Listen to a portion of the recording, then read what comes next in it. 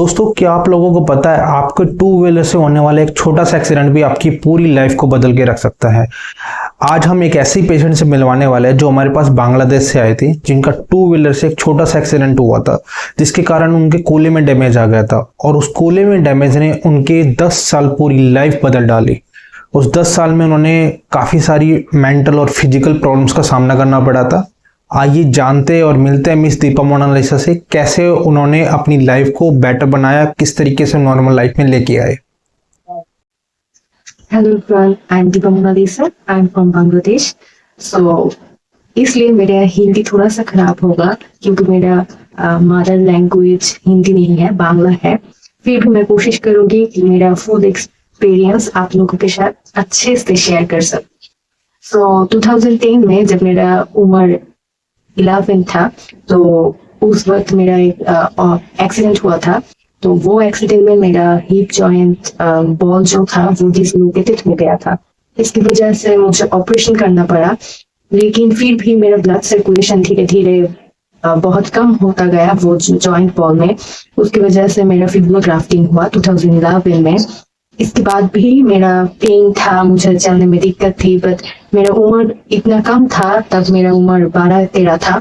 तो उसलिए मुझे जो हिप जॉइंट रिप्लेसमेंट होता है वो नहीं डॉक्टर ने प्रिस्क्राइब किया, क्योंकि मेरा बोन डेवलपमेंट, मेरा उम्र भी राइट नहीं था। तो इसके लिए मुझे इंतजार करना पड़ा। तो मैं हिप रिप्लेसमेंट के लिए बहुत टाइम से खुद को तैयार कर रही थी कि मुझे करना है। मैं बहुत देरी हुई थी। जब मैं बड़ी होती गई मुझे याद था मुझे करना पड़ेगा, एक दिन ना एक दिन मुझे करना पड़ेगा। तो इसलिए मैं बहुत सहमी हुई थी, कैसे की जाए, कहाँ जाऊं, कौन सी डॉक्टर से प्रेस्क्राइब करूं, बहुत सारे क्वेश्चन थे। तो इसलिए मैं मेरे कंट्री में इवन मेरा पहला सेकेंड ऑपरेशन जो हुआ था वो भी इंडिया में हुआ था। तो इसलिए मैं बाहर भी देख रही थी कि जो जब करना है तो क्यों ना ग्लोबली सब यहाँ देख लूं। यूट्यूब में देख रही थी, फेसबुक में देख रही थी, गूगल में देख रही थी कहाँ अच्छा होगा। तो तब ढूंढते ढूंढते मैं पंकज सर के वीडियो से मिली। तो मैं पहले भी थोड़ा बहुत जानती थी कैसा होता है, द प्रोसीजर कैसा होता है, द होल सिचुएशन कैसा होगा, मैं जानती थी। फिर भी बहुत गैप्स थे, मैं भी बहुत सहमी हुई थी, ये बहुत बड़ा ऑपरेशन होगा, मैं जानती थी। तो जब मैं सर के वीडियो देखना चालू की तो मुझे लगा नॉर्मल को ही ऑपरेशन ही होगा। सर बिल्कुल जैसे ब्यूटीफुली डिस्क्राइब किया every part. I am so blessful that sir वो वीडियोस बनाए। और जो पहले की पेशेंट थी, बहुत सारे भैया दीदीज थी, their journey is really appreciating and I'm really thankful। उन लोगों की वजह से ही मैं डिसाइड कर पाई कि मुझे करना है अब, और मैं तैयार हूँ। तो 2023 के नवंबर में हम लोग, मेरे पापा, मेरे बहन और मैं इंडिया के लिए रवाना हुए। गई वहाँ डॉक्टर जी से मिली और एक ही दिन में मैं डिसाइड कर लिए हाँ मुझे करना है। और मुझे एक बात रियली बताना है, when the doctor is right, the patient will automatically feel safe and the environment will be really good। और यही चल रहा था जब मैं जब इंडिया में लैंड करी तभी मुझे थोड़ा बहुत घबराहट थी और मैं बहुत टेंशन में थी। बहुत डिफिकल्ट है, हर पेशेंट लोग समझ रियली अंडरस्टैंड करेंगे, द जर्नी बहुत कठिन है। फिर भी मैंने ट्राई किया hardly that I have to do this and मैंने कर ली and the operation is wonderful। पहले ये देखो हेड का पूरा शेप पूरा चेंज हो गई है, और ये फिबुला ग्राफ्ट आपको जो पहले वो डाला था, हाँ, ये फिबुला का ग्राफ्ट है 10 साल पहले। हाँ, fibula graft. Journey is wonderful.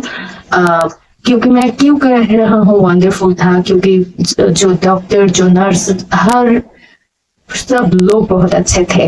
मेरा जो मेंटल जो प्रेशर था, मेंटलिटी मेरा जो था वो बहुत नैरो डाउन था तब तक।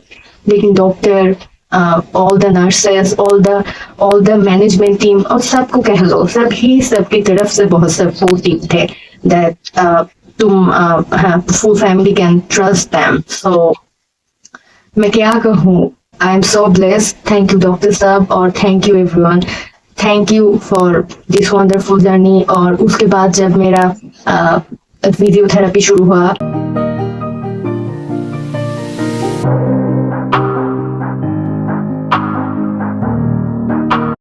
फर्स्ट ऑफ ऑल मैं डॉक्टर जी के लिए बहुत बहुत थैंकफुल हूँ। इसके बाद भी मैं बहुत बहुत शुक्रिया अदा करना चाहती हूँ।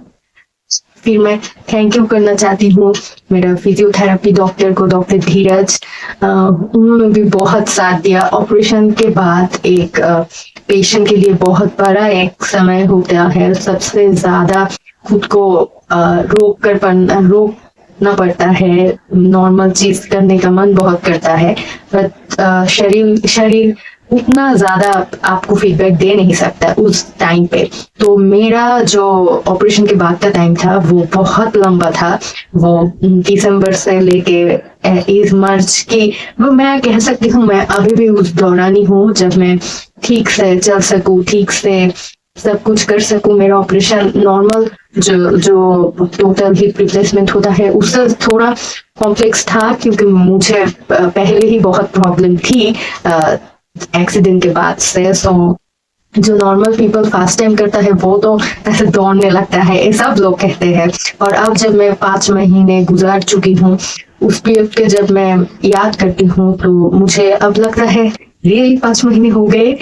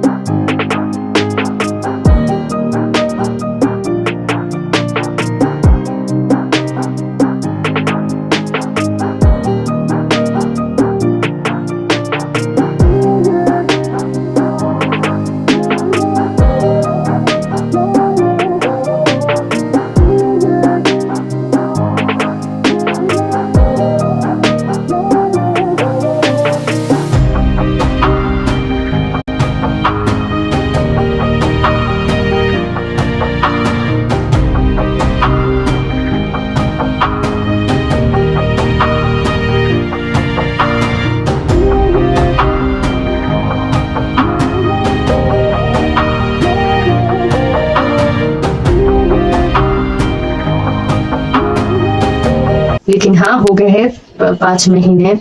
I am really so blessed that I can make it, and thank you all the doctors, thank you all the other doctors जो ऑपरेशन में थिएटर में थे, all the nurses, all people जो मेरे साथ उस वक्त में थे, and thank you so much to my parents, मेरे माँ बाबा, मेरे बहन, मेरे दोस्त लोग, मेरे फ्रेंड सर्कल, और मोस्टली मेरे दो कैट को, क्योंकि जब मेरा डेली जो एक्सरसाइज होता था तो उस वक्त वो दोनों मेरे साथ हर वक्त होते थे। धीरज सर ने बोला था हमारे छोटे दोस्त को ले आने को, क्योंकि ये हमारे साथ बहुत था वीडियो में, एंड इसके साथ मैं बहुत खेलना चाहती थी, दौड़ना चाहती थी। सो आई थिंक मैं यही कह सकूं कि ये जो वक्त है वो वक्त बीत जाएगा, आपका पेन भी कम हो जाएगा, लेकिन आपको ट्रस्ट करना है और खोजना है कौन सा डॉक्टर पे आप ट्रस्ट कर सकते हो।